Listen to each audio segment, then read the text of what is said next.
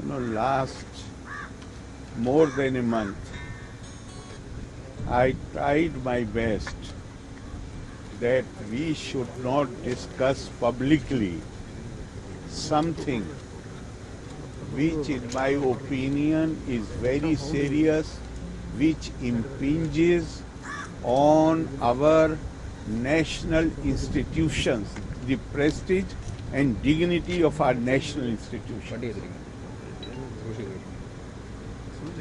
It makes me, that is the reason I said that someone else may take over, either through, it can happen only through law.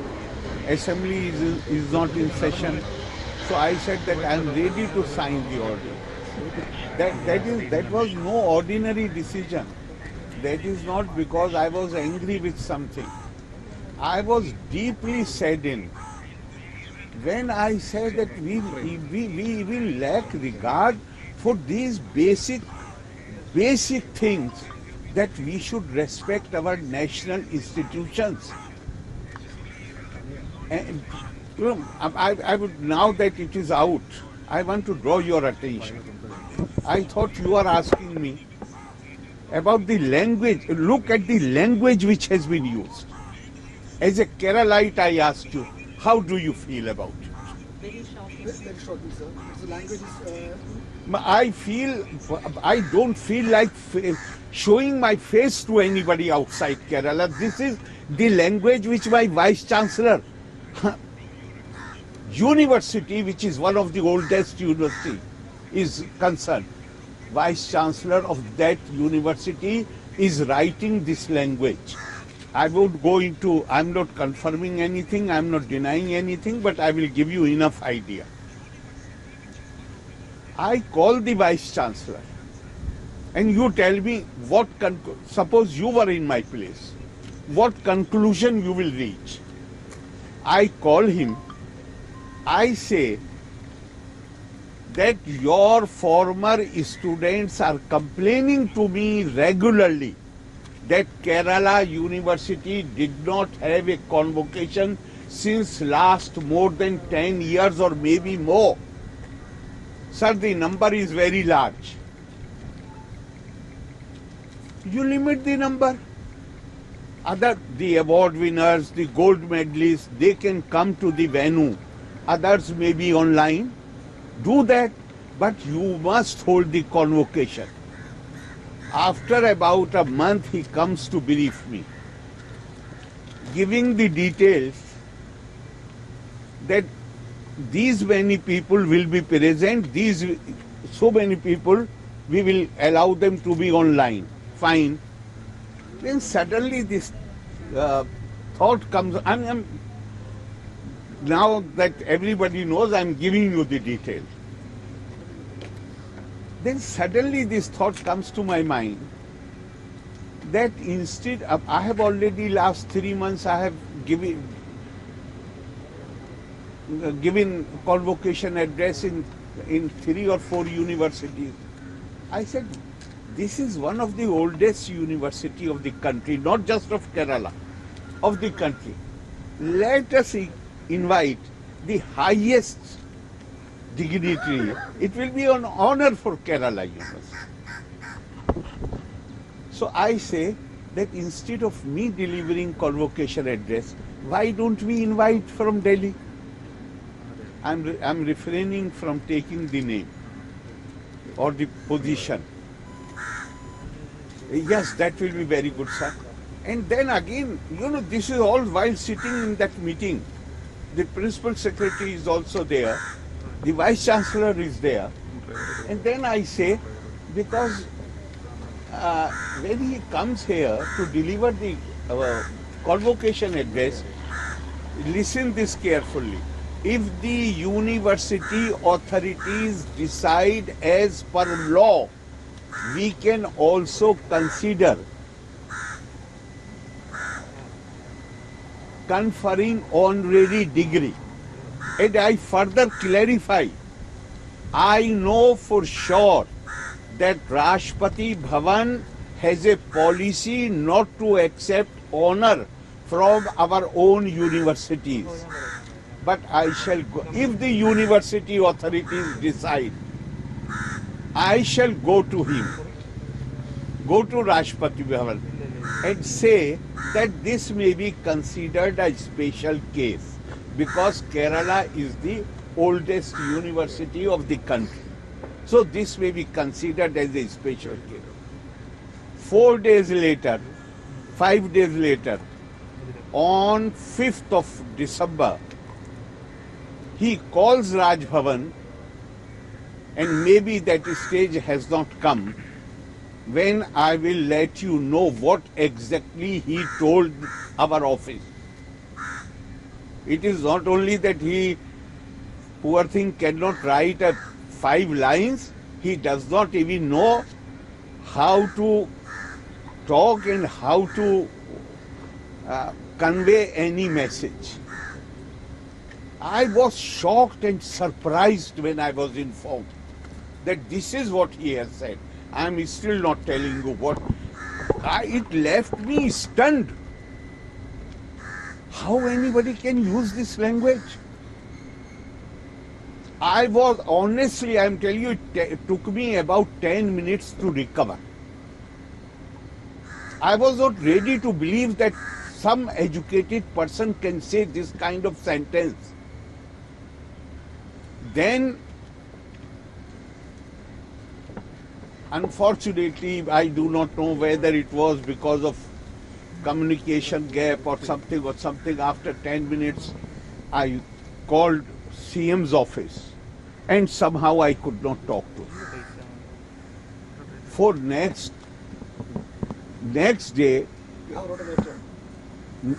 not so far, I then called the Vice Chancellor.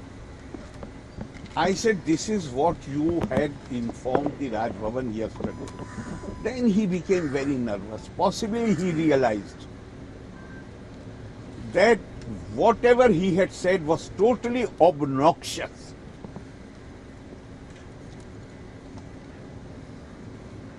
I said, but tell me, what is it? I had given you a proposal. This is again to be, listened to attentively. I had given you a proposal to call the meeting of the syndicate. So what happened? Such syndicate members have turned it down. I said, give me in writing. I will believe when the Vice Chancellor says syndicate members have turned it down, I will believe it. But from the note it is clear that despite the direction of the Chancellor, he did not call the meeting of the syndicate. Then naturally, this thing was bound to come to my mind that somebody else is giving him instructions. Because he has written, I have informally talked to syndicate members and they have turned it down. I am giving you direction as Chancellor to call a meeting. And you are not calling the meeting. I am the appointing authority. I am also the disciplining authority. He is defying me. It's not question of me. Me is not important. He is defying the Chancellor. And Chancellor has the power to take action. Then naturally, this behavior coincided with what he had earlier told Raj Bhavan, that I am doing so at the instance of so and so. That is the point when I decided that if there is so much interference, that I am asking the Vice Chancellor to call the meeting of the syndicate and he is not calling the meeting, which he had admitted on the first day when he talked on phone, that so and so is not in favor of doing this thing. Therefore, it cannot be done. Then tell me what inference any other person in my place could have drawn. So I thought, instead of confrontation, I will write to the government that please appoint someone else as chancellor. But now Since then, I have received 3 letters from Chief Minister. In each letter, he says government has no intention to interfere. Therefore, it is not as if this I only wanted to give them time, because it is absolutely clear that so far I have refrained from taking strong action. Now I feel that this cannot be good, because we are becoming a laughing stock. The kind of Vice Chancellor writing this kind of note, and I tell you something more. For Shankaracharya Sanskrit University, there were 7 applicants. The committee recommended only 1 name. And what they said? Other 6 are not even worthy of being considered for this position. They lack basic qualities. Now all these seven candidates, from which only 1 name has been recommended. People are talking about this, only 1 name has been recommended. You know, 1 name is not important. Important thing is what they have said about other 6 candidates. They lack basic qualifications, and they are professors of 10 years standing in Kerala universities. This is the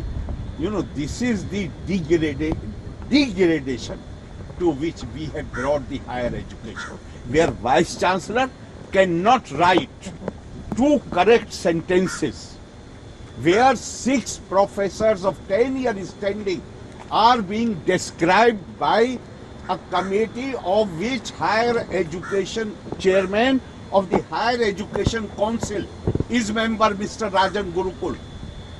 You have been sleeping for last 5 years. If this is the standard, that's for 6 professors. You are saying that they are not fit, they lack basic qualities. And what kind of professors we have in Kerala University? Tell me. Sir, let me clear one thing. The letter of Kerala VC was written in front of you, otherwise he sent to you. Naturally, when he is saying to me, I said, give it to me in writing. Okay.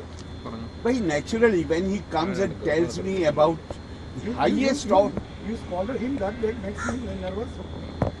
You scolded even if, so for argument's sake, he became nervous. He's telling the office, I have given him clear directions to call the meeting of the syndicate. He's not calling the meeting of the syndicate. A nervous person will defy the Chancellor like this.